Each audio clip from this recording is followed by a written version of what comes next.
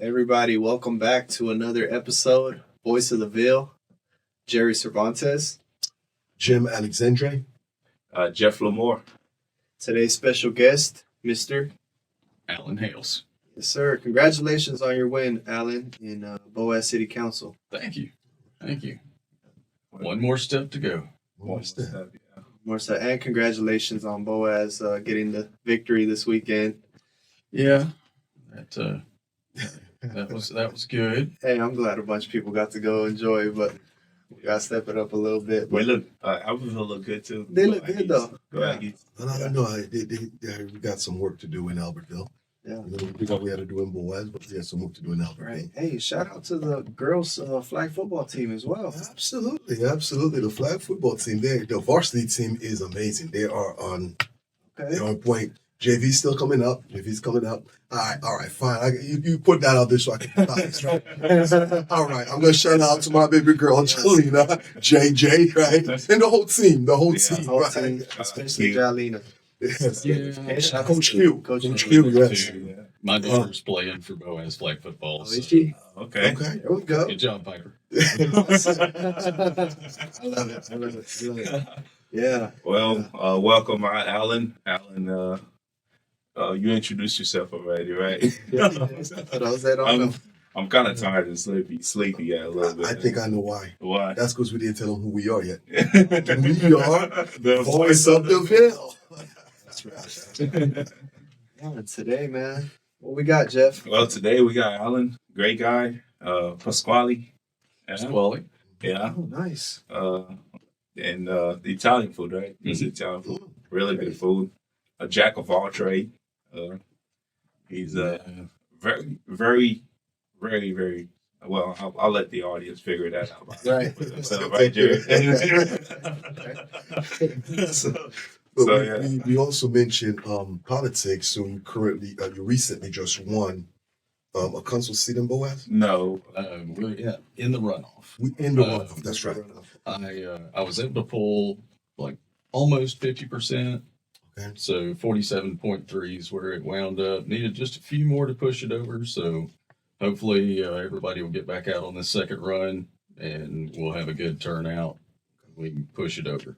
Okay. Well, you'll be happy to know, Alan, the moment I just said you just won, it's official. yes. Right. He's speaking into existence. That's right. You heard it here first. Yeah, That's right. You're calling it. On the voice of the Ville. Yeah. So how you feeling, Alan? This point of the way on this point of the race. Feeling confident in it. I got back out. Ever since the election, I didn't slow down. I got back out, still going around to houses, knocking on doors, introducing myself to people that I didn't know. Yeah. Got around to a lot of houses, people that I did know and was familiar with. And we sat out on porches and sat and talked. And, some of them it kind of felt like just solving all the world's problems, but had a lot of people brought up some very valid concerns, issues, and then even pointers. Because these people, a lot of them have lived there even longer than I've been alive. They got great intel too. Yeah. But, when you said runoff, and I guess to be fair, as you guys know, I like to just be that reason to assume, and not assume, but to make sure we get the information out there. I didn't know what runoff was. I'm gonna admit it, right? But good thing I know a good politician. I said when he said, runoff, and I said, so what is a runoff? So he gave me the breakdown. But now for our audience who may be like, well, runoff, what is that? How can you put that down for us? So the easiest way to put it is if you have 3 or more in a political race, if one candidate were to pull 50%, then it would not go into a runoff. That would be a true half. If you have 3 of them and they each pull something lower than 50, then the top 2% move on and they go into a runoff, and then it becomes who then gets 50% or more. Kind of like a tournament style. Yeah. Very, very much so. Yes, sir. I guess that's the beauty of Voice of the Ville. We really educate, don't we? We put it down. We let them know. It'll learn something new every day. Absolutely. Learn a little something every day. What's some of your plans for Boaz? Right out of the gate, and that's something a lot of people have asked me openness for economic development has got to be the first thing that we touch on. We have been very closed off. We are known to not be very inviting to business. And I mean, that is to new business and current business. So that's going to be the big push right out of the gate. You don't think you might have some pushback from the older folks on the council that don't want growth? Well, this go around, no, not this go around. We are going to have a new council and a new mayor this go around. All the incumbents, they did not make the vote, so it will be a complete turnover, except for Matt Brandon. He retained his spot, but every other seat will be a new person. So does that mean Matt Brennan gonna be council president? That pretty much looks that way. It's that way. Yeah, he's a very smart man. Shout out Matt Brennan. He's very, very smart. Yeah, And he came in at a time that we had an open vacancy in our council, and he stepped up to fill that void and did it phenomenally. yeah. How long has he been? I'm sorry. How long has he been serving? I think it was right at 2 years that he was able to finish up one person's term, and then he's now been voted in for a full 4-year term. So he did 2 years, so he will be getting another two. So that's 6 years, and then we'll see what happens from there. Very interesting. And I guess just to inquire, especially when we look at the history of Albertville, with what we have going on in Albertville, that dynamic. How long did the previous, you say all the incumbents did not make it, right? Mhm. How long were they there for?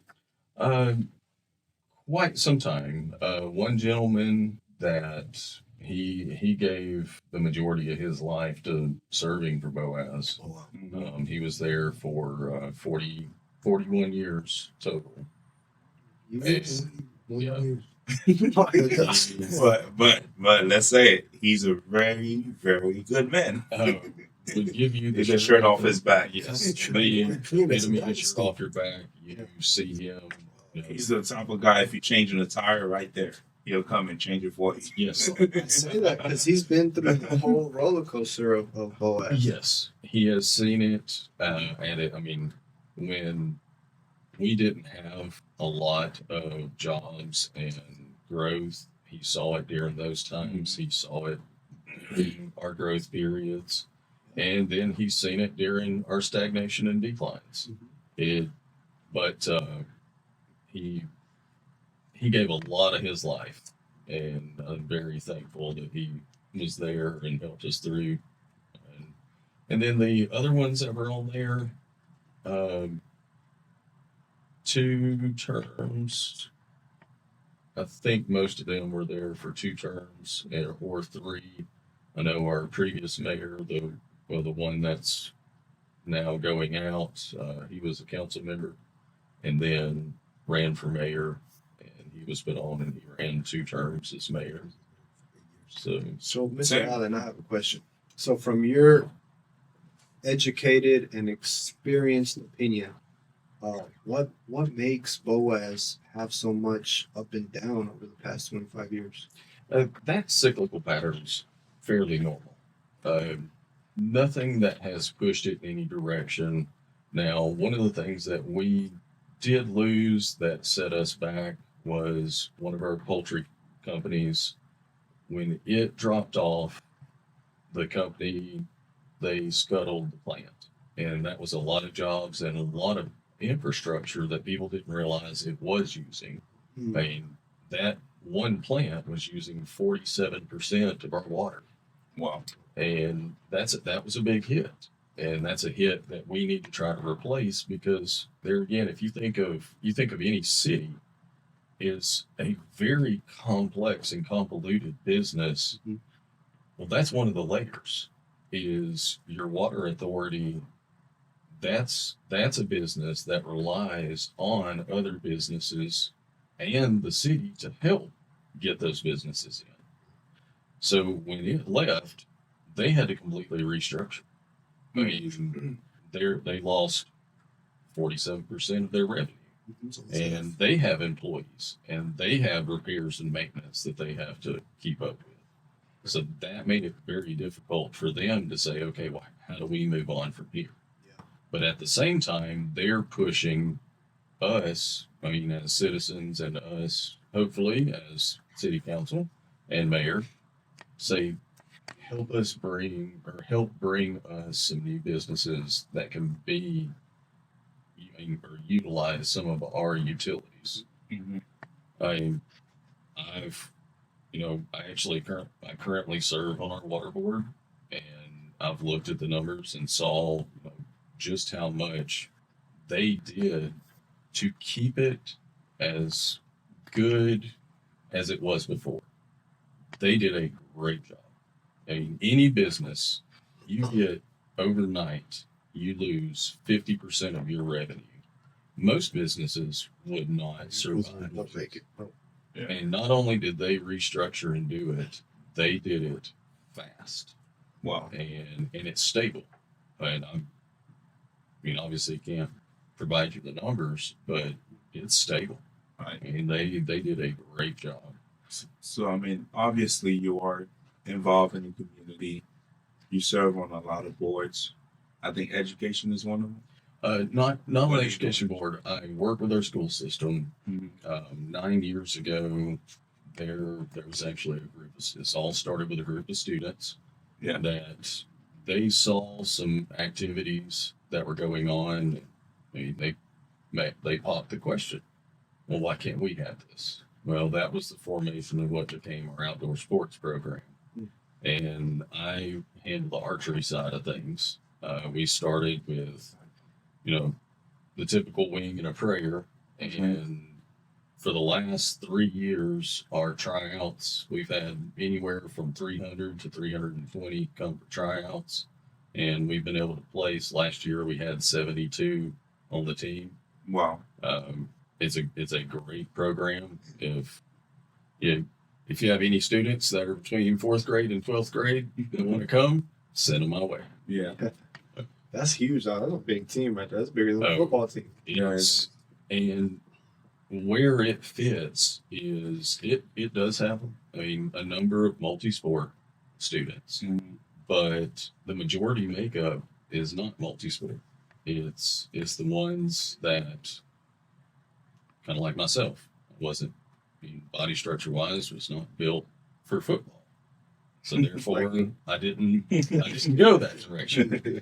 But this is something that it's like, hey, this is a sport I can get involved in. Yeah. Sir. And they can start learning, that team aspect. It's an Olympic sport. It is. And that's actually what I push our students to do is say, hey, when you leave here and you go on to further your education or whatnot, this is a sport you can continue to do throughout the rest of your life. I mean, I've got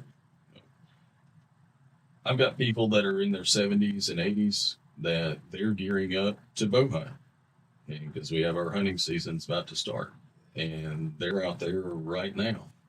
So it's a lifelong skill. People getting scholarships for that too. For Good, D1 schools. and good scholarships. University of Alabama, Auburn, they all have them. They're not as strong as your upper states. I know the University of Michigan, they offer full ride books tuition. That's what I've heard out of them. I mean, it's a very, very good program. Sure. And hey, if you can take advantage of it, to use it to further your education, great. That's a sport that could literally feed you right there. Pun intended. Yes. Yeah. Well, so I noticed that you're already making a connection to structure what you already planning to do once you get on the council. The reason is I seen you meeting with different people and different people that been there and done it, and Correct. and that share the same ideas. Or I seen you meet with, that showed me that you're not just making, you're not just saying empty words, that you're actually trying to change things in Boaz, because every time I see you, you meet with a different business person. to get their thoughts and idea. That's important. And that's the way that I approached it from the beginning. Is it wasn't much different than what I already did, Right. and that's one of the reasons why I decided, maybe it's time to step in and see if I can offer some assistance. And with my background and experiences, plus with the individuals and companies that I know, Mhm. that we can draw them in and say, hey, can we lean on your experiences and your knowledge to help us grow and stabilize and get it back to where, my end goal is for these students that graduate, give them something to say, I want to come back to Boaz for blank. That's what we did here in Alabama. And instead of a lot of effort going in from, all of our citizens, we're raising these kids. Right. And as soon as they hit a certain age, they're leaving. So Yeah. that's a lot of effort and a lot of knowledge that we've instilled in them with, their education, their morals, their values, and then they carry that on to benefit another city. And I just would State. But if I can go in before we continue with Boaz, so I do have a few questions on Boaz based on what I've observed. Before we go into that, tell us a little bit more about your background and your experiences as you have mentioned. So my background started with family business. I did choose to go the college route to further my education in business administration.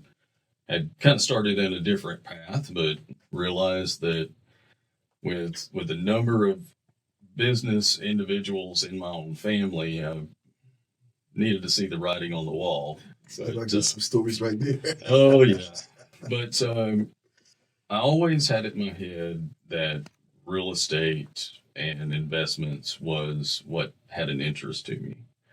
Well, I was given the opportunity to purchase a family business that had been in our family since the late 60s, and that was the restaurant. And that gave me a platform to start with and to start building up for the next chapter of the business, which was investments in growth and development. So I just can continue to build on that. And then now we've also blended in construction. And so we go all over the state and really over the southeast doing construction. We built a lot of businesses in cities that mirror Boaz and Albertville and Guntersville, to be honest, with our per capita income, our citizenship, the makeup, the school systems. I see a lot of similarities across the state, and I've just kind of been holding on to that knowledge of, okay, what has worked and what hasn't. So just utilizing that to say, hey, we don't need to just kind of keep seeing businesses leave. And as businesses leave, so do people.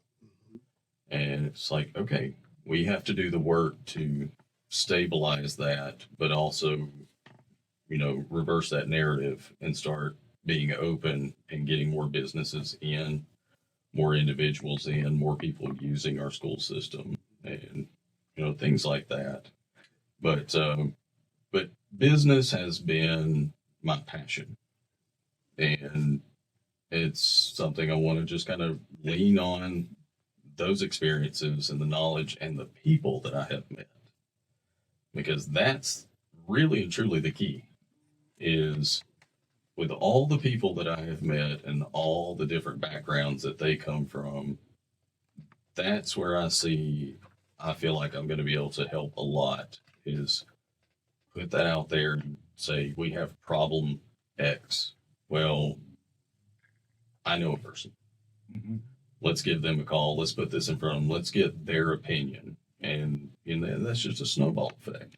That as you get the information out there, you get it to the right people, you start getting all these answers, and build other relationships that you never know. You might get them in and they come in and they can completely overhaul an entire section of your city. You know what I like about businessmen and politics is politics and business is the same thing because you wake up every day. Mhm. There's always a new problem. Every day. Every day you have to solve a problem. Like you get to the office, hey, this person's upset, or let's make this person happy. You know, or you have to solve money problems sometimes.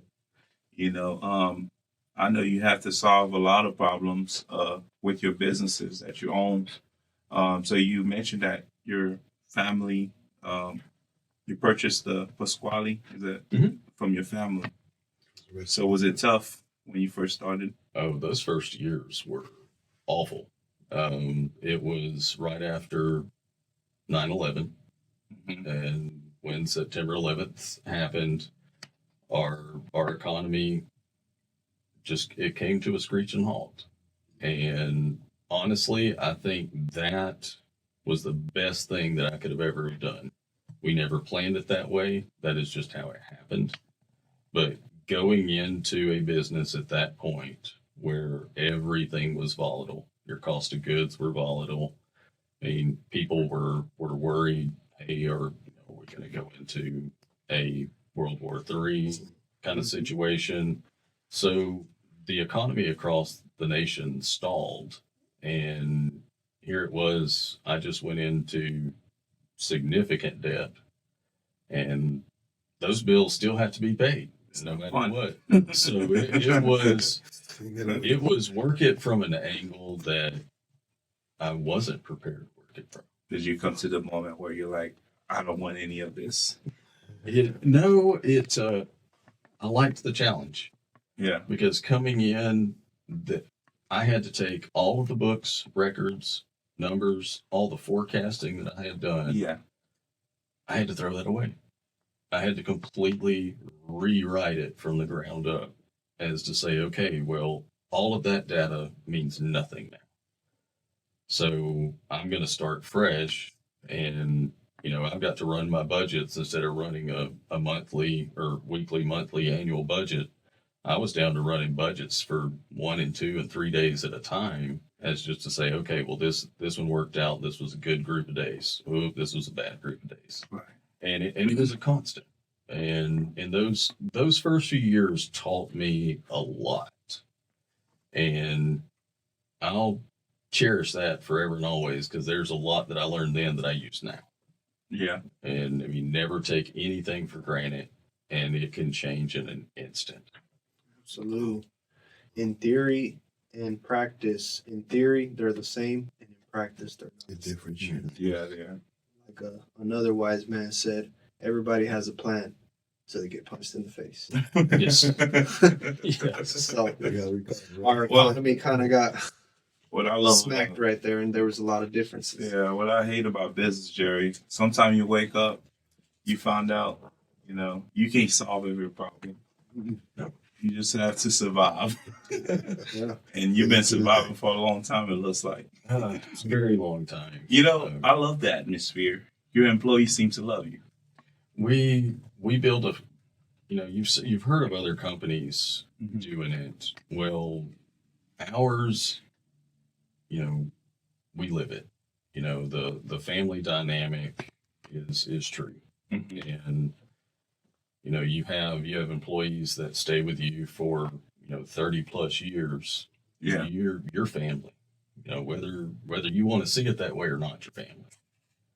And now with even the other directions that I've gone in, like as I started building up the development side and the investments, my tenants that are in there, they're not tenants, they're family.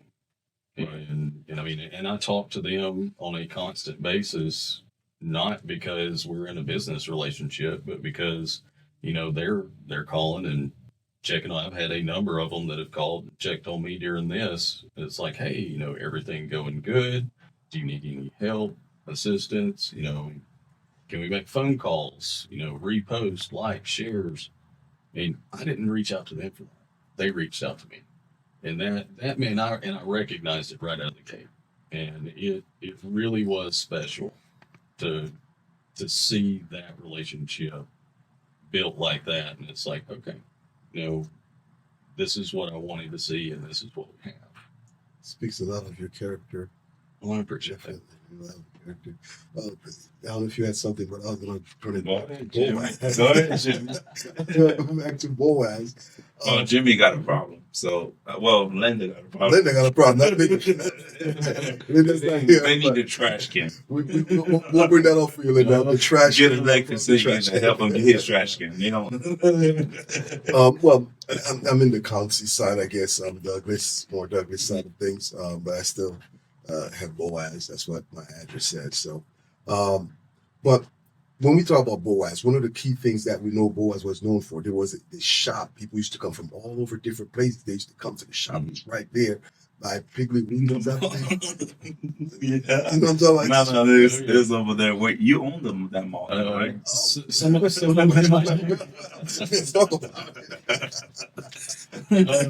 Yeah, You own that thing on that mall. touched on a topic that I know a lot about. Yes, starting in the late 80s, outlets were becoming a business model, a way for companies to do overstock stores, last year's, supplies, clothing. Well, Boaz jumped in that mix, and they built a small city inside of a city that was known across, the East Coast. I can remember when tour buses Yeah. would just line up, and you would have an extra 120,000 people just kind of come into your city over a long weekend. I would dare to say there was probably 25 to 35,000 people a day in tourism.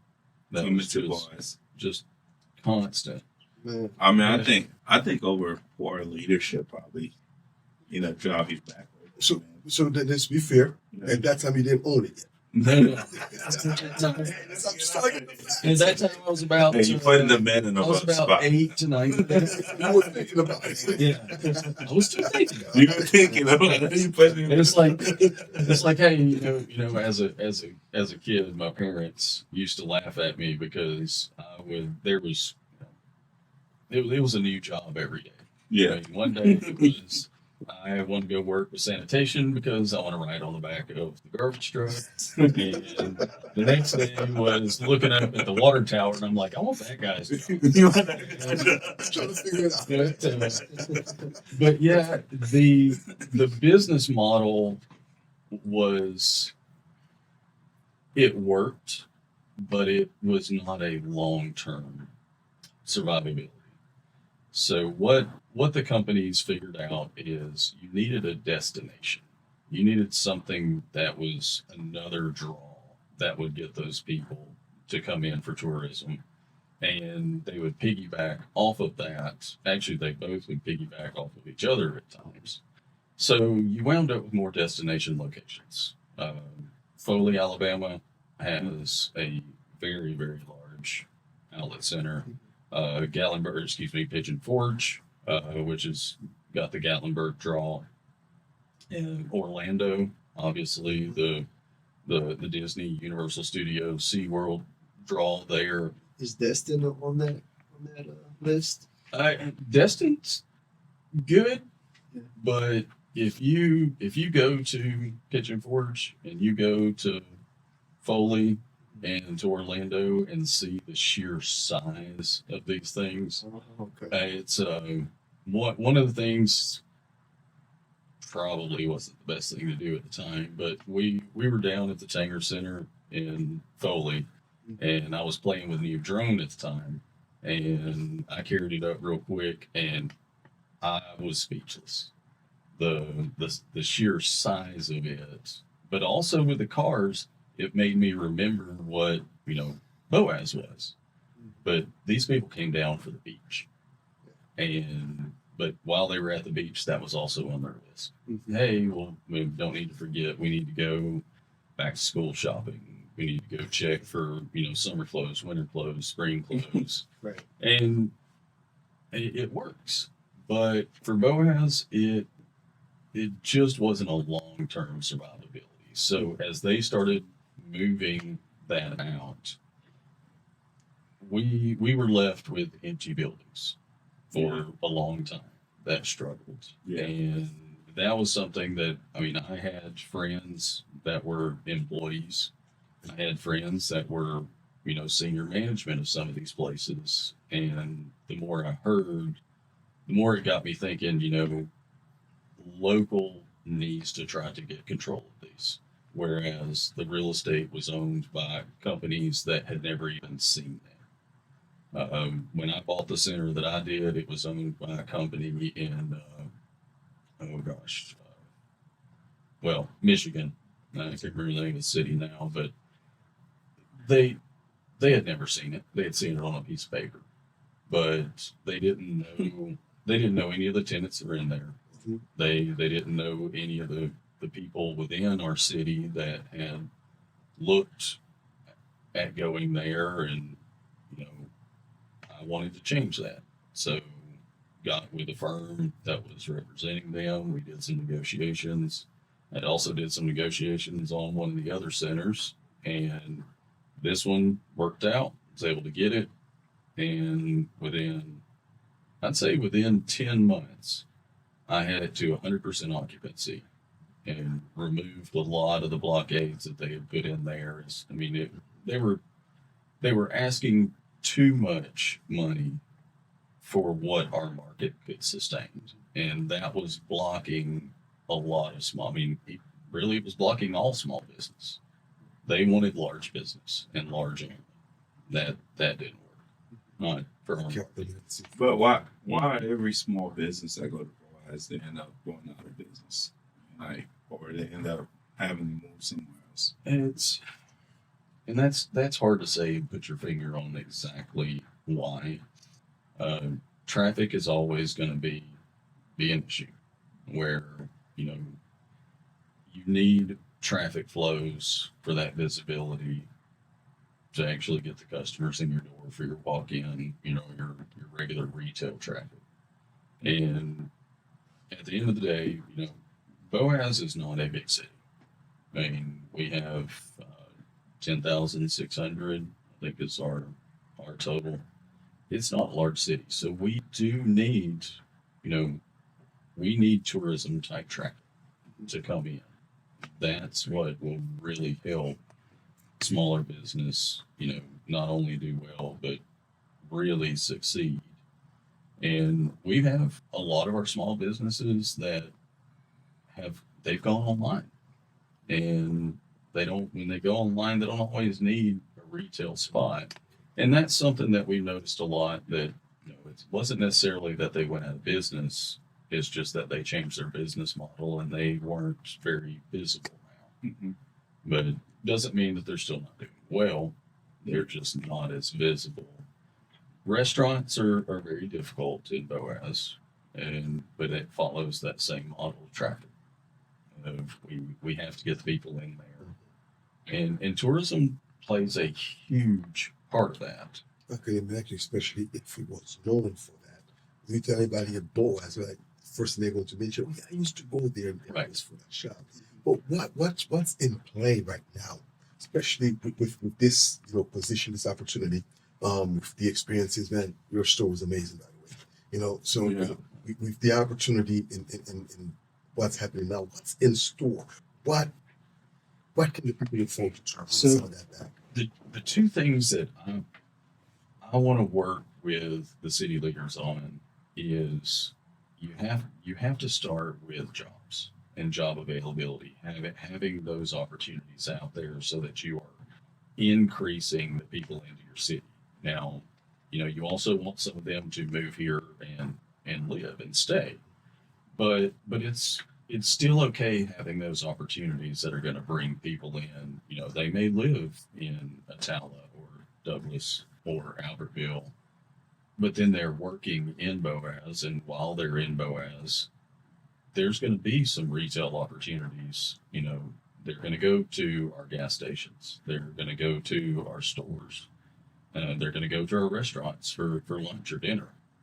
Um, that that really is the biggest one, and that's going to be something that you'll hear that we start pushing out of the gate is okay. We're open for business, and within economic development, we have a county-led group. Um, the state sometimes is seen a little different because we don't really have a state economic development group that's just one entity. It's actually a makeup of multiple entities that come together. Well, tourism's going to be the next layer of that. Of how do we get people to come in, and we need people from all over. Your Hoover and Birmingham and Trussville, and then opposite, Huntsville. I mean, there's a lot of. I mean, we're also known as the most densely rural area in America. So you start piggybacking off of that and getting these people to come in. Well, but what do we have to offer in terms of tourism? Um, Youth athletics, the same thing. Albertville, they with SMPA, that was what that push was for. Gadsden is now doing a complex that is very very similar.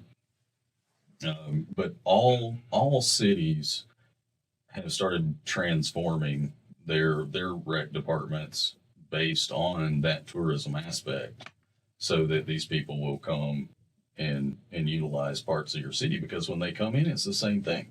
Now you get somebody. Let's use Birmingham for instance. So if you have somebody from Birmingham come in, well, they buy something. They go to your grocery store, your gas station, your restaurants, or whatever. Well, their sales tax dollars is going to our city. Now you have somebody from another city that is assisting and paying for your fire department, your police department. They're educating your kids. They're, paying for the street lights, the street department. I mean, that's what you want. You want those tourism dollars. And really and truly, Marshall County we have a lot to offer. Mm-hmm. I mean, and I know a lot of times, like we have to say Boaz, Boaz, Boaz, but countywide, when you look at, we have Lake Gunnersville and what it can do. Well, as Lake Gunnersville, as they hold tourism type draw things, well, Boaz and Albertville benefits from that.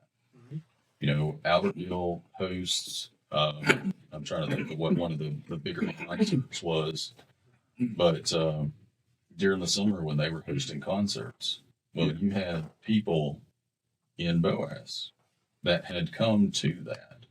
And, Boaz, we have to have something, because not only for ourselves, but we also need to give back to Albertville and Gunnersville as well. Yeah, but one second, Gary. There's something I got in my mind. So the difference between Boaz and Albertville, I feel like Albertville's more minority friendly, like minority business friendly. Boaz, for instance, our friend that owned that grocery store. Right. You want minority businesses up there. That's what's gonna. Because if I'm H&J, the dealership, or I'm opening up this big dealership, what I'm gonna look for, diversity. Black, Hispanic, whatever. But if you have a city hall that's catering to one group of people more than the other, or I know some people might be like, well, what are you talking about, race? No, I'm not talking about race. I'm talking about like minority businesses. That's what bring that revenue up here in Albertville, because there's a lot of minority businesses. There's a lot of big grocery stores. When you have a guy that's trying to open a grocery store and your government fail them in every level, they won't send a building inspector out there to get them started. And they've been fighting for that for years. So when you said Boaz is going to be open for business. I'm hoping that it's open for every All business, business. all business, everybody. Because if it's a big, buddy system, or this person get a favor because we know their family for a long time, that person get a favor because we know their family, whatever, and that person don't get a favor because they just came. They're foreigners, they're from Haiti, they're from Africa, whatever. But one thing is beautiful about Abbeville that I love. It's like Reggie, for instance. He started out selling things in the back of his car. Now, First time Haitian market shout person, out. yeah, shout out to them. And now he's a multi-millionaire, really, because he owns a lot of things, So, and that's what a city that's friendly to different culture or friendly to different background would do. And not only that, he's building more business. You know what that means for the city of Albertville? More taxes, more revenue. He got that beauty supply store. He has people coming from Birmingham, Huntsville. I seen a girl from Tennessee, Georgia. They'll come over here to get the African products out of his store. So, like you said, you'll be open for everybody. That's a great point, Yeah. Jeff. I got a shout out to my friend Reggie as well. Also opened up the first Haitian restaurant in the whole state of Alabama. It's not the first. Not the first. No. What was the first Caribbean? Well, thing? there's one in Huntsville that was the first. Oh, really? Yeah. Actually, One of the first. actually, there's a credit I never got. Yeah. I opened the first Jamaican restaurant. No, I that did. was the first. No, I opened the first in Huntsville. I did. Montgomery, Phoenix City. You sure? No, I'm talking about well, All right. Not in the I state, mean, though. not in the state. Well, But, listen, But no, shout out to Lewis, man. People that are willing to take risks as entrepreneurs to invest in their community. And I think that's what Mr. Allen was speaking a lot of here is like in Boaz, for example, we invest a lot in our kids from K to 12. And his goal is to have something for them to stay home with so that they can work here. Yeah. And we can see our fruits of our labor, So I think, taking these type of risks for business is very necessary for growth. Boaz got a lot of talents. They do, but now that was a great segue when we talk about the different businesses and bringing minority business. So I'm gonna turn this into a two-part question. This guy. What is this? The forum? What can I say? I like to speak for the little guys. What can I say? As you mentioned, for all businesses. So more specifically, when we say all businesses, what is being done to ensure that, or what's going to be done to ensure that all businesses get that opportunity? That's the first part. All right. So, when you say all business, we've heard it before. We've heard that, hey, we wanted to look at Boaz, but they didn't seem as friendly. Well, you have to start. I mean, you nailed it right there with, making sure that your building inspectors are timely in coming in, making sure that pulling your permits. So we've heard it as removing the red tape and whatnot. That's what it is. Take all of that out of the way. I mean, you have to have it in place, but not use it as a weapon to slow people down. It's, hey, we need to pull a permit. Well, make that process easy. Don't make it to where it's a negative part of the building process. They're investing in your city. It doesn't matter if they're retrofitting an old building or building a new building. They're using local contractors. They're using local materials. And if they had to pull a specialty somewhere and somebody come from out of town, well, guess what? Mm-hmm. That's a form of tourism. And they're now coming in and they're using your restaurants, gas stations, retail. That's what you want. And I can speak from previous experience. There are cities that I will not go back to and build because of how the red tape was. The experiences we had were so negative. And there's one in particular that I urge other people to stay away from. We don't need to be that person or that city. We need to be the city that's open and saying, hey, we're open for business. What city is it? I'm messing with you. Say what? What city? Listen, tell us when the camera stops. Yeah. Let me get in that second part of that question, then with the immigration, I know you guys cannot notice I'm from a different country. So, but with Exactly. immigration, Are you gonna get them deported? want to make sure I'm safe here. And there's a lot of scares. Good point, though. There's a lot of scares right now with everything going on. I'm scared. Yeah, changes are good. I believe changes are good. And we'd also know there's good changes, there's bad changes, but changes in general are good because changes brings in opportunity. So for those of you who are scared of changes, let's just get out there. Changes bring in opportunity. All right, just gotta be able to capitalize. Drink to that, Jim. Drink to that. I'm gonna take a sip of coffee. I'm coming with that. I'm gonna take a sip of coffee I'm now. gonna get you while you take a sip. I think Mr. Allen hit it on the head there. Like, our friends that opened up a supermarket here in Boaz, they've been open for almost a year. They haven't got an inspector in there to open up their meat department.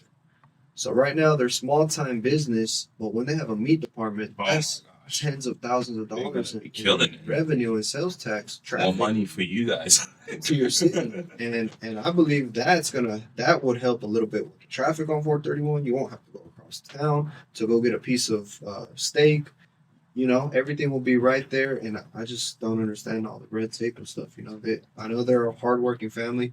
They've been praying for this day that their business can finally be launched. So hopefully, soon we'll see. This guy is. Go Go ahead. Second part of the second.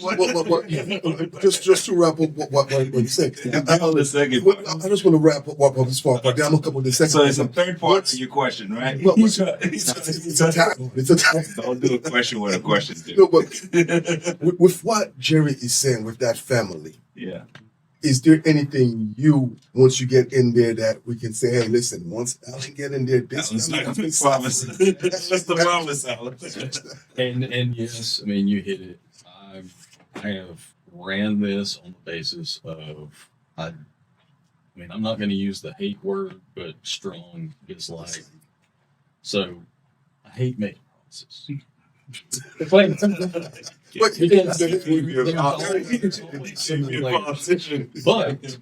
at the same time, what they're experiencing does not need to happen because now you guys know about it. Your listeners know about it. Well, what about this? Let's take another family that's wanting to do the same thing. And they look at the opportunities that Boaz, but yet they back off and they say, well, they had a really hard time going in there. So therefore, we're going to look at another city. Well, now they're taking their sales tax. They're taking their employment somewhere else. And you can't be open and inviting and then put up blockades to stop. Now, there's always a right and a wrong way to do stuff. With building codes are building codes. They're set up. That's federal, state, all the way down to local. You do have to do those things. And no, I do not believe in the buddy system of, well, we're going to let this guy. Well, that's Alabama politics. Yeah. We're going to let this guy get away with sloughing off, but we're going to really hammer down on this one and make it hard on him. That doesn't need to happen. But it does exist. It does exist, but leveling that playing field because there again, being in construction, we've seen it, we witnessed it. We've had projects that have been stalled because of it, and every minute that project is stalled, it is costing. It's costing money in multiple levels. Yes. It's costing us money because we're having to stretch it out longer. It's costing the business owners money because now they're not open. I mean, we pride ourselves on, one of our aspects has to do with the coffee shop chain. And we've gotten our build times down to 22 days.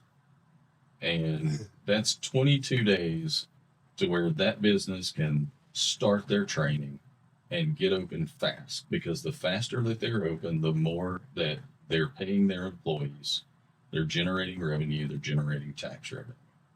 Well, no, can you go in and build an entire grocery store that fast? Maybe not.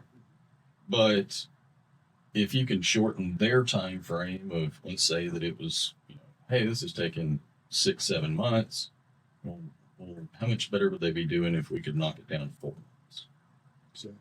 And just make that easy, but at the same time, still make it right, where everything's, not giving them any more benefit than we're not giving A any more benefit than we're giving B. I like that. Level it out. Hey. Level it out. I like that. Shout out to the Boaz Police Department. Shout out to Mike Turner. Dang it. I like that guy. I got shout out to Shannon Mitchell too. Shout out Shannon Mitchell. Shannon Mitchell. My father loved that guy. I personally love that guy. Great personality. Great There's guy. a lot of guys out there. Carrie, the guy that owns the show. You get me started on like our departments. I put them on a pedestal a lot of times, but you got Mike with the police department. Awesome guy. That is, that's a hard job to do. It is. Civil servants on that, I can't thank them enough. They don't get paid enough for what they do, what they see, what they put up with. You got, Jeff Beck with our fire department, and Wait, Jeff Beck is a fire chief? different Jeff Beck. Oh, that's And that is a Jeff Beck. yeah, that's a running joke with This Boaz. guy's a jack of all trades. The fire departments, for the most nowadays, they're really more EMT services. They're not putting out as many structure fires as they are running calls to help get people, to the hospital. Yeah. Get them on-site services that they need, and it's a lot. It is a whole lot, and I have a lot of friends that are EMTs and firefighters, and I can't give them enough accolades because of what they see and how they're able to hold it in the moment and hold it in forever, but to push everything aside, that they may be going and assisting their best friend's father. Yeah. And being able to push that aside and do the work. Yeah. And when you get to Lynn Holsenbach, that's with our street department, he came in, had some big shoes to fill with a gentleman that had stepped away. He had a bigger calling to go work with his church, and Lynn came in and he knocked it out of the park. The department absolutely stood behind him. I've called him a number of times and just said, "Hey, I need some help," just like that. Wow. So I've been so very thankful to have him there, and because street department, they don't get put out there enough for what they do. Yeah. It's a lot of overlooking, but I've watched it within like our Chamber of Commerce and how much the street department works, like with when I say Chamber of Commerce, it's they do the Harvest Festival. Well, the Harvest Festival has a lot of aspects to it.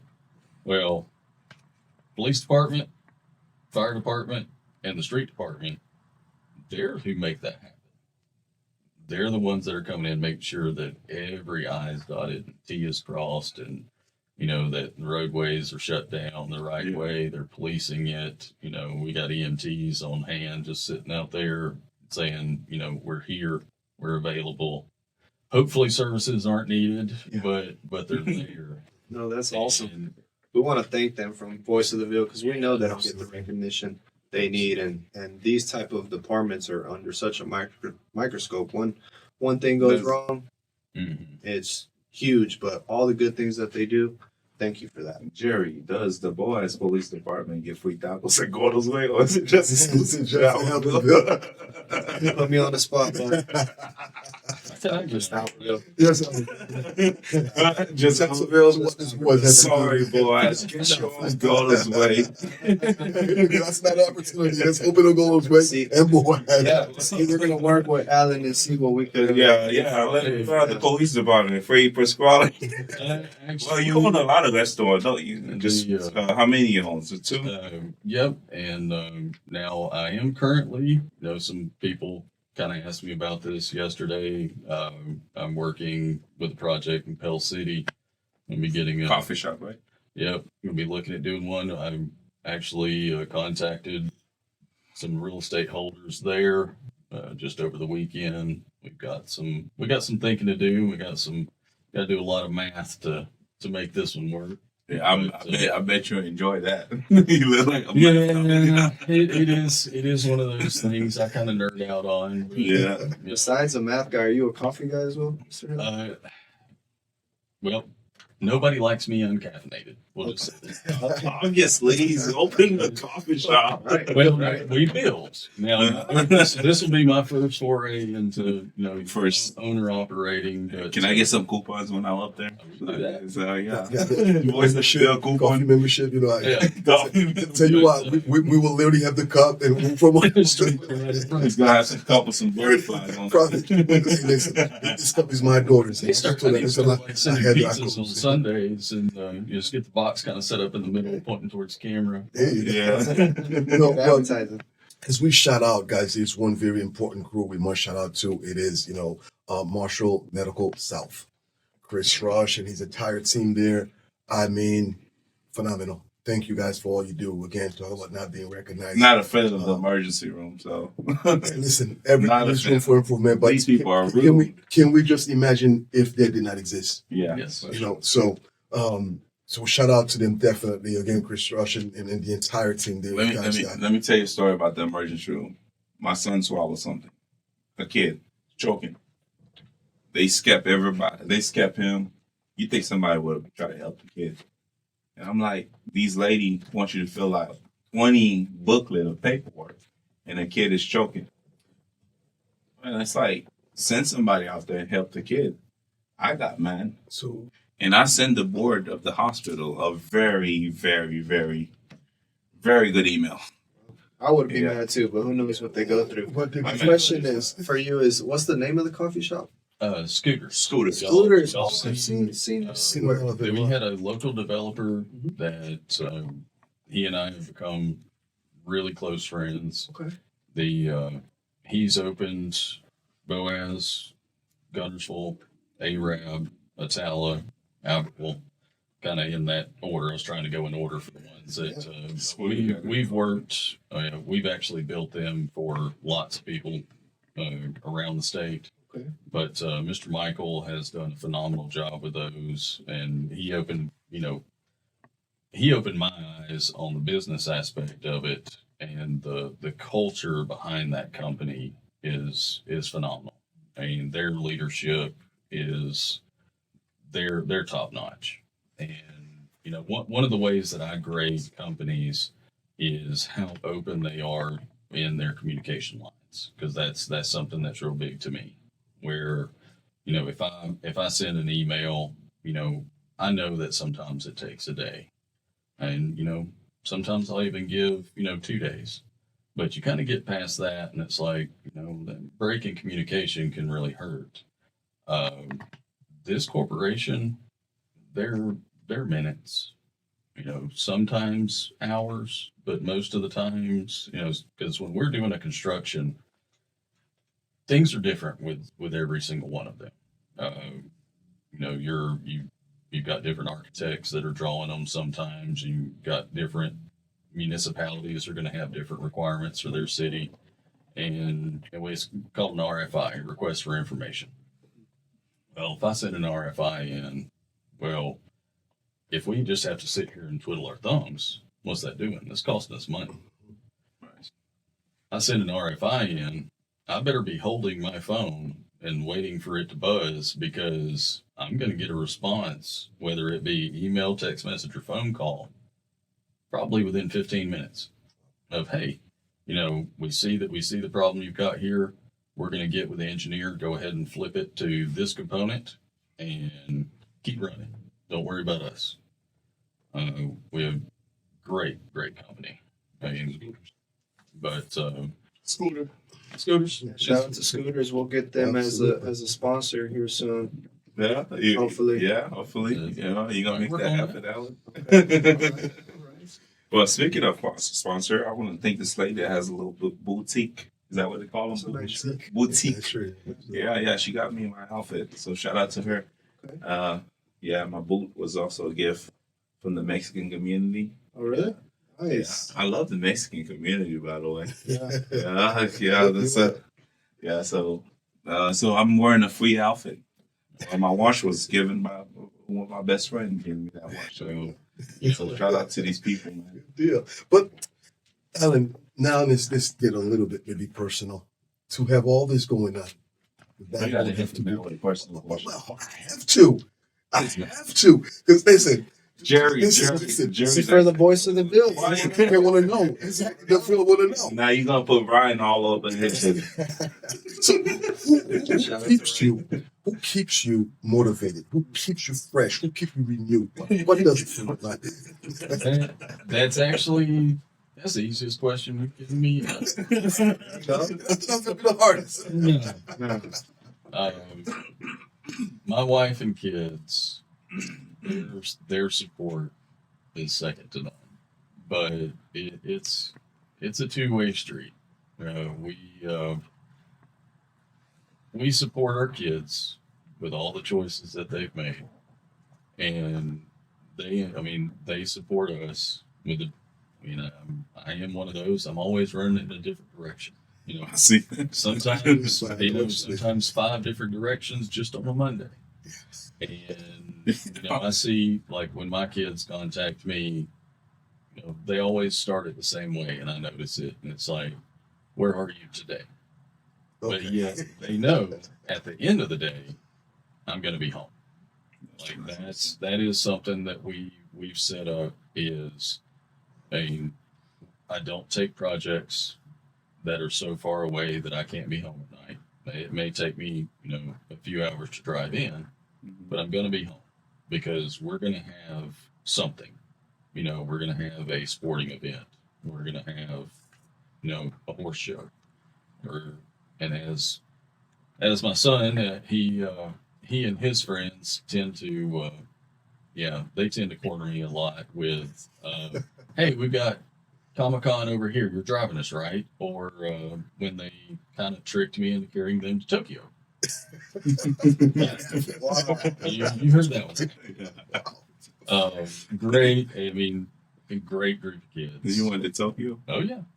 And I had this same group. I had heard them just discussing different aspects of Japanese culture, history, current day, and I brought up, why are y'all discussing this? Well, the first time it was a study thing. Well, then they just kept doing it.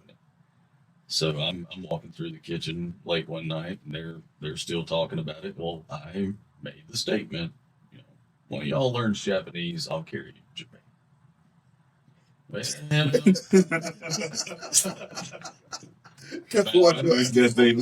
6 months later, I was approached by Grace of the girl of the group. Shout out to Grace. Because she did. Yeah. And she opened up a book and she started reading some passages from it. She started giving me, like a history lesson. And, they have two different alphabets, and she was showing me the differences in them, and it only took me about a half a second. I kind of scrunched down a little bit and was like, okay, I know where this is going. but Remember, you said. I did, and I'm a man of my word. And so I sat all three of them down and said, okay, the next step is you need to discuss this with your parents. And of course, I had to now find a way to bring this up to my wife. Of like, hey, you know how I open my mouth and sometimes, gets me in trouble? Well, this one's carrying us across the globe. But she, where you were asking who helps me, who keeps me grounded, it's her. And I mean, shout out to your wife. She steps in. I mean, she's the person that, if I'm running off in left field, she follows. And, she's not afraid to take on. She's not afraid to fight. She's not afraid to confront me. And luckily on this one, she didn't confront me. She was like, okay, let's go ahead and get this started. I came up with the idea, but she took it and ran with it. She got the parents, and we had a good meeting, sit down, because now it's, this is other families' children that we're literally about to carry to the absolute opposite side of the planet. And but this is what those kids wanted. I mean, it was not, hey, we want to go to the beach for graduation, we want to go on a cruise. Not, they wanted to go learn and experience something that they've had an infatuation with. And I mean, the way I approached it was zero expectations. Like you had brought up with Mr. Shipman's daughter. She had been working out there. We contacted her. My cousin was stationed out there. We contacted him and kind of built, this is how we need to do this and maximize the most deer. I mean, obviously we can't stay a month, but, we're going to be there about 9 days. Well, they got over there, the smiles on their faces from the day we were there to current, because we still talk about it. And even my son has brought up that he's looking at going there, and he obviously it's been something he's been thinking about, because he brings up, he's like, yes, and I can get part-time, full-time employment teaching English within the university and the school systems there. So I'm like, okay, this yeah, this is direction. These kids are going places. Shout out to Grace for her. For the entire family.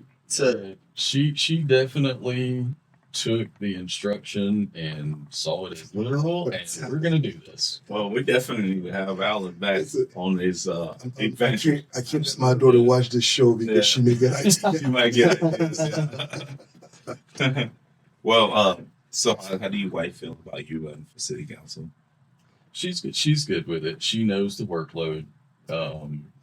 She's held some different positions that have packed it on, and of course she's a CPA, and she actually handles all of our internal stuff. So there's a lot on her shoulders at all times, and she's worked within governments as well. Yeah. So she knows what's coming and what it's going to take, but she's there for it. But do you have any aspiration for something else maybe in the future? Don't answer that. I'm tricking you. That's baiting. I like to hear an answer, dog.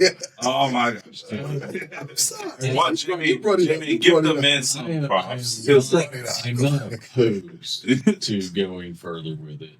Yeah. Yeah. I mean, listen, I don't know about y'all, but look at him though. He got that look.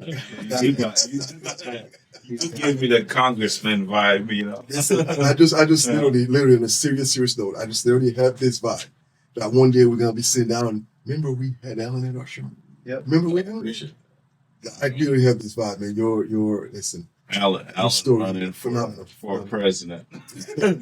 Mr. President.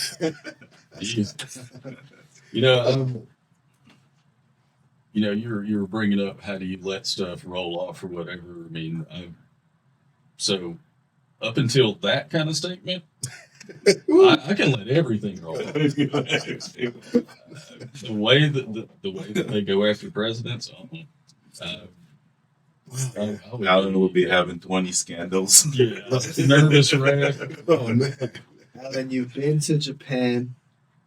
What other countries have you got to visit? Oh gosh, Holland, France, Spain.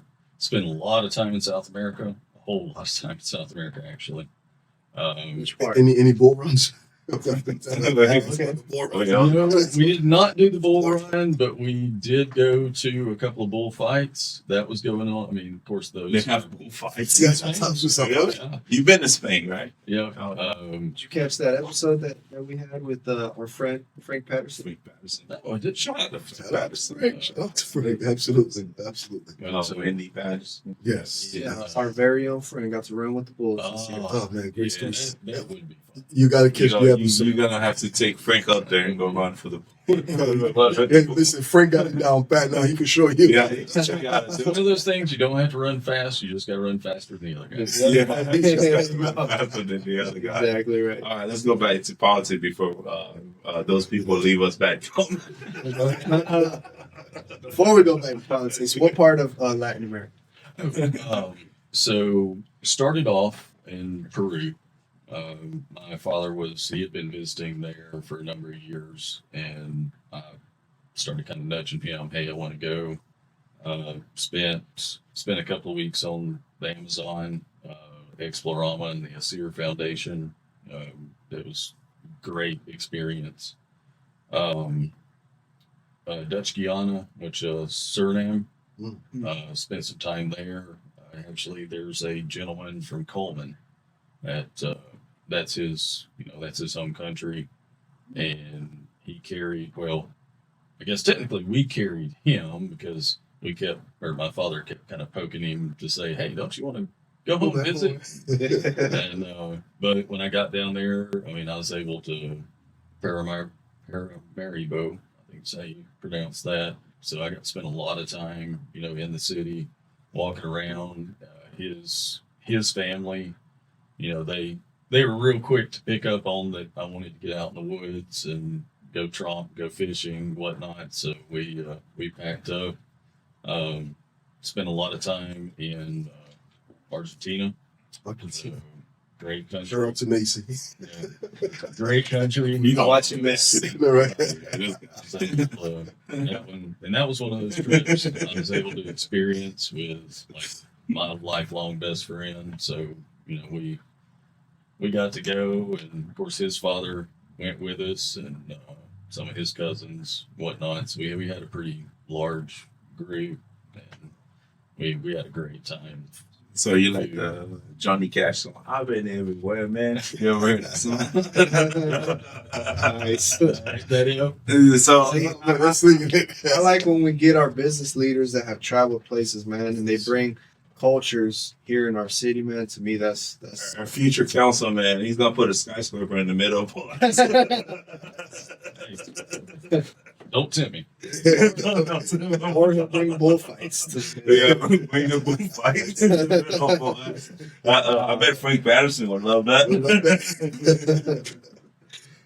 Yeah, that's awesome. That's the best form of education to me. Yeah. So, That's exactly where it started. My father one of his passions was orchids and horticulture and things like that. So he built this, large friend group, and that's where it started. And of course, with the Peru trips, the Asir Foundation is phenomenal. Wow. When we got down there, it was, you wanted to learn about, insects, ichthyology, the canopy itself. They built the structures to make it to where you could get up close and personal. So they did. You've got your ground floor.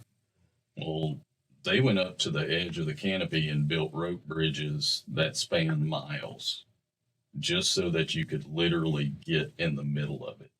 and witness and see. And of course, I was younger when I was there, but one of the things that stood out was how many student age, kids. Of course, I was still seeing them as adults, but I pull up a lot of their stuff. Actually, I still do donations to them every single year, just because I still kind of watch what they do and how they do, and the fact of what they're giving back to the areas. Because it was, you know,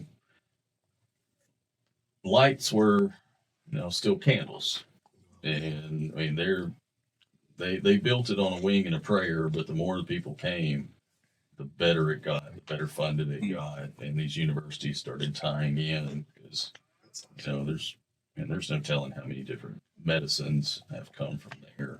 Wow. And but Well, yeah. So let's get back to politics. It's your favorite subject. No, it's not my favorite subject. I got a lot of ground to cover. I wanted to ask you some questions about certain things. So the school boards, are they? Is it a volunteer job? yes, our school boards are what is called an appointed school board. It's where they Yeah, that's- instead of being an elected school board, Mm-hmm. they are appointed by the mayor, and a lot of times it's the mayor and council, and not just council members, but council from others. They come in, they'll bring obviously their kind of resume, and answer some questions as to like why they feel It's like a vetting process. drawn to this. Mhm. Ours were set up that way a long time ago. There's pros and cons, just like there's pros and cons to an elected school board. I mean, let me ask you a question. If I don't give people that wants an elected school board, if they volunteers, why do you want them to run? You know what I'm saying? Are you going to start paying them? I mean, if you paying me $5,000 a year to be on your school board, then that's not encouraging me to run. Then I mean, you're gonna struggle to put people on the school board, because we ran into that question here in Albertville. People was like, "Well, the school board needs to be elected. We need to elect the people of our schools." But now, is the educational system here gonna pay these people? We don't know that. So, I mean, it's a volunteer job. I mean, these people are taking their time out of their day. I mean, it takes a servant heart to be on the school board. I agree. I mean, And that's how I feel like it does need to stay on that, to where I do think that too. they're doing it because they have a heart for it, and they have a heart for the students. And I love our school system. I mean, I literally cannot say enough good things about it, watching all the different avenues they've gone to help these students, later on in life. Because I mean, it's a struggle. I mean, there is so much that educators have to contend with to do their job. Put up with. Put up with. They had to And put up it's, with me. I mean, well, Look at us. but have a school board that's going to, be there for the right reasons, Yeah. and to watch after these students, to make sure that the funding is coming in to support them, and make sure that it goes to the right places. There's a lot that the board has to do, to make sure we got the right superintendent, got that right leadership. We just put in a new superintendent. Hours left at the beginning of summer session. Our superintendent was offered a position with another system, and it was an offer that would better his position and his family and whatnot. But the interim superintendent, Dr. Ashley Walls, she was offered interim to get us through the summer, and I think a lot of us we we wanted her to be the permanent. I know, like what me and my wife and others, we feel like we willed it to happen, not just us, but I mean, across the city. It was almost unanimous when you talk to somebody, like, oh, that's the perfect person. And I mean, her care for the students. And one of the things that I noticed, and this was just the other night, football game, and her family are coming through, and you have students saying either, "Hey, Miss Ashley," "Hey, Miss Walls." How many other school systems can say that? That Not many. Nice. Yeah, that's awesome. That is. I mean, you guys have a great school system. Shout out to Boaz. Yeah, and the community supporting one of their own, like, Yeah, that's That's beautiful. amazing. Big Well, time support. well, obviously, I would say everything Alphaville.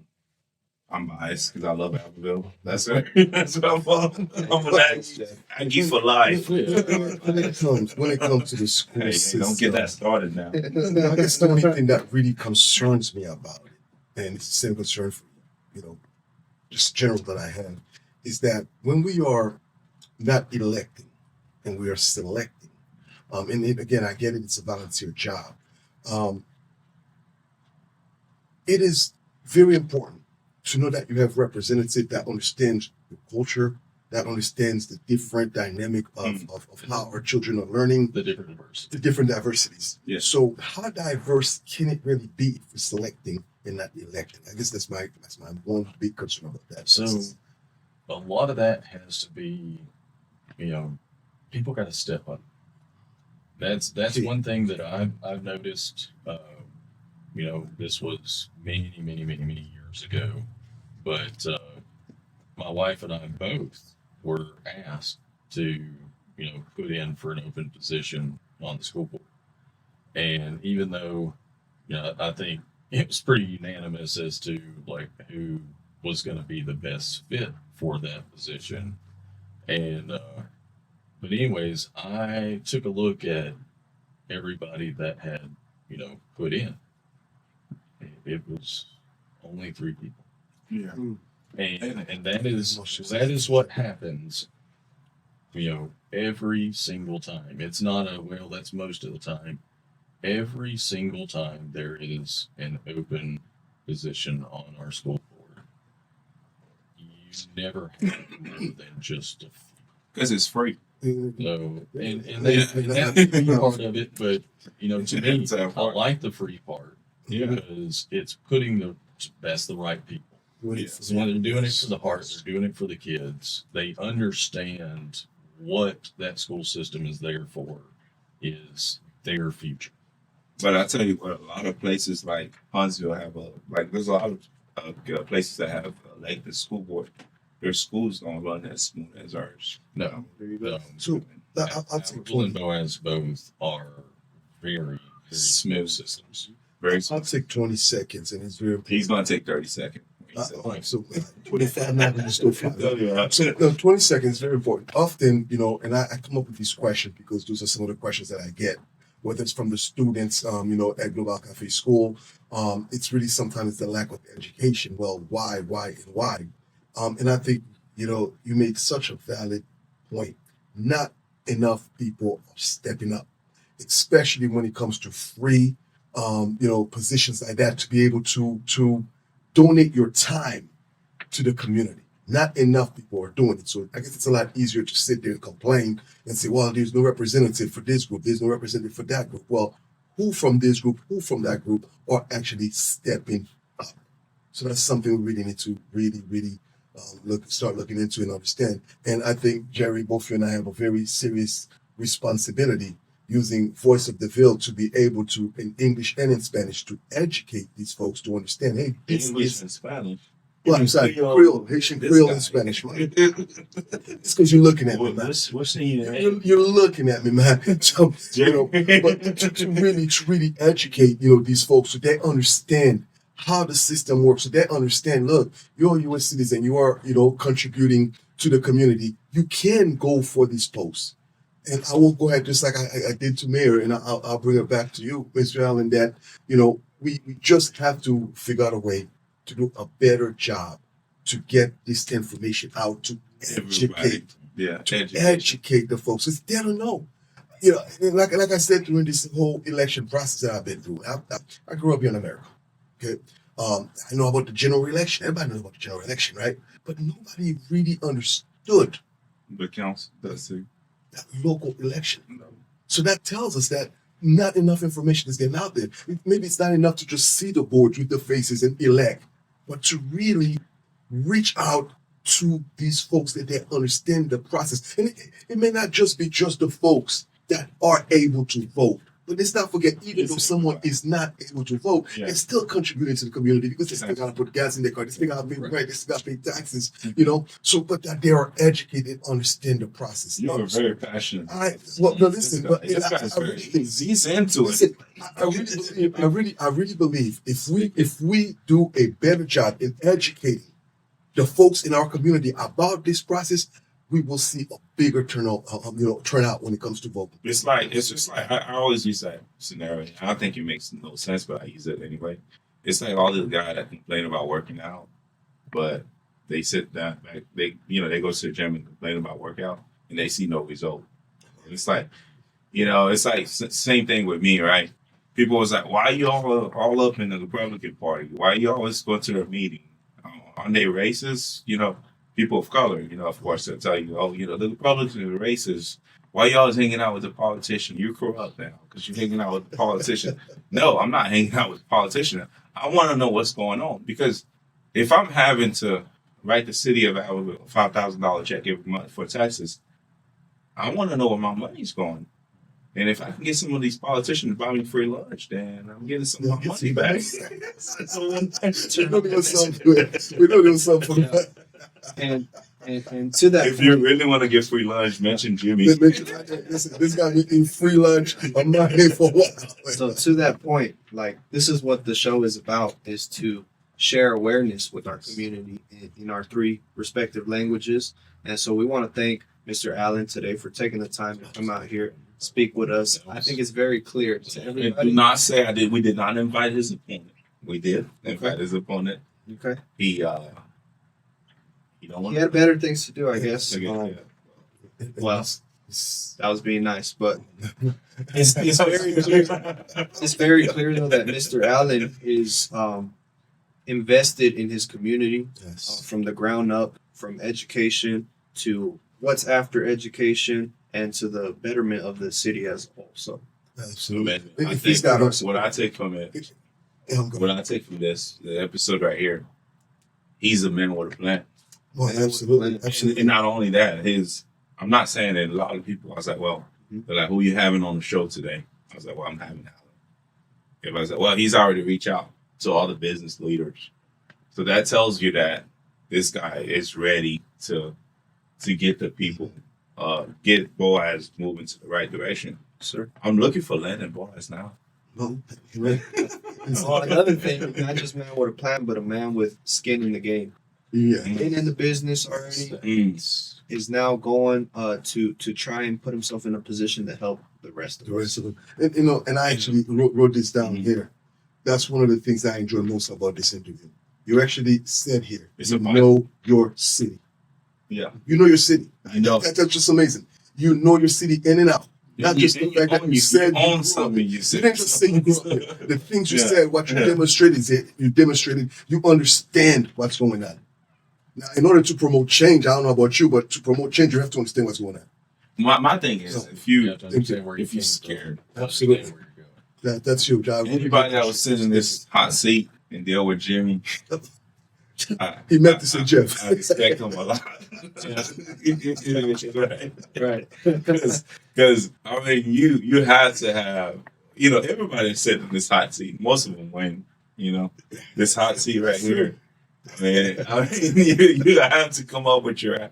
If I was voting in Boaz, I would vote for you 100% because I can't just- imagine you not winning this. I don't even know your opponent. I just can't imagine. Just this presentation, I can't.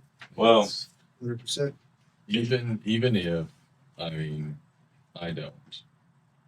it's not going to change my narrative. I mean, I've still got a plan as to how I can help and how I can put things together. That's going to stay the same. Yeah. Now, Boaz, you could take that to the bank. There was a bill. We're ringing it on this right there. This is it. That's the moment right there. I don't know if y'all agree that moment right there. He just said, doesn't matter. It don't He matter. has a plan. And that's what a servant is. Like That's me, a servant. I tell people, I'm not elected, bro. I don't like. Why don't you run for city? What am I going to do on city council? I can serve here. I mean, we raising money for the food pantry. We got $2,000 already. I was raising money for the food pantry on my birthday. I love that pantry. The lady that runs the food pantry, Linda Henry, she just had a stroke, and she's still back at it, guys. And my thing is, why don't the cities put Marshall County Christian services on their budget, because they're serving the county? There's people from Boaz, Alphaville, That's great. Gunnersville. What do you thought on that? I mean, maybe. I actually think that's a great idea. Yeah. Having family members that have volunteered Right. with, the foster system. Mm-hmm. I mean, that was dipping the toes into it per se to kind of learn, more about it. That's a great service to provide. I mean, it's and yeah. building awareness for that, because there again, if people don't know, they don't know. Right. But, having your city leaders talk about it, having your businesses talk about it, your citizens, your churches, and whatnot. And, you got to give credit to our local ministries around here, no matter what 100%. their denominations are. Absolutely. Yep. They, when there's a need, they're there. Yeah. And, I know I've seen it growing up. It's, if somebody was, sick in the family, if there was a death in the family, if, even with, accolades as you're growing up, just watching what churches will do on graduation time. Just throwing big meals for them, congratulatory, hey, here's my phone number kind of situation. You ever need anything here? It's not their parent. No. It's somebody just from the community. Man, we have like I said, Albertville, Boaz. I won't say Gunnersville because I never had that experience in Gunnersville. But to be honest, between Albertville, Boaz, and Douglas, man, we have some amazing people. Mm-hmm. I just posted a message online. Chris Flores, the CF Media. This guy already Venmo me, and everybody's like, in the end of the night, I was like, gosh, we already got $2,000. Chris Floor is amazing. Yeah, these guys are amazing. But now it's time. This is my favorite part of the show. There you go. Now you look at the camera, and then you lie to the people of Boaz. Watch me. Don't lie to them. No, this has been a very fun and Yeah. interesting, and we want to give you the a couple minutes here of focus that you get to bring out your message, or it's something you want to let people know about yourself or about your plans. Before you did that, I was kidding, okay, Ryan? I know you're gonna be like, yeah, what's the other guy, Gus? I know I was kidding, okay? I don't know that I'm going to take up like a full 2 minutes because you get me started on something, I'm going to keep running with it. And We respect that about you. so, but I would like your support. And as I stated earlier, I don't like promises, but I will say in this time, I promise to do my best. And I know going forward, there's going to be some changes and some attitudes amongst our city. That's going to be a breath of fresh air. As for the council that is going in, you've got a lot of people with a lot of different backgrounds that are going to be able to assist in different ways. And where our community has, for the past few years, we've seen a lot of negative statements. Well, we are going to flip that narrative to where everybody that talks about Boaz talks about it in a positive light and how much they love being a citizen of there, and they love, being a student of there, or now being a business owner or entrepreneur or professional from there. We want to see it grow and, stabilize first, grow, and be a future home for many, many generations to come. And even though we'll just be one small part of that puzzle, for the next, 4 years, and, some of the people may be, an extra term, but we're going to do our part during our small time to make it a good place in the future. Well, Thank you. thank you. Thanks for coming. Awesome. Yeah, thanks for having me. Yeah. Thank you guys so It's been much. Another episode. Thanks for your time, Mr. Allen. Yes.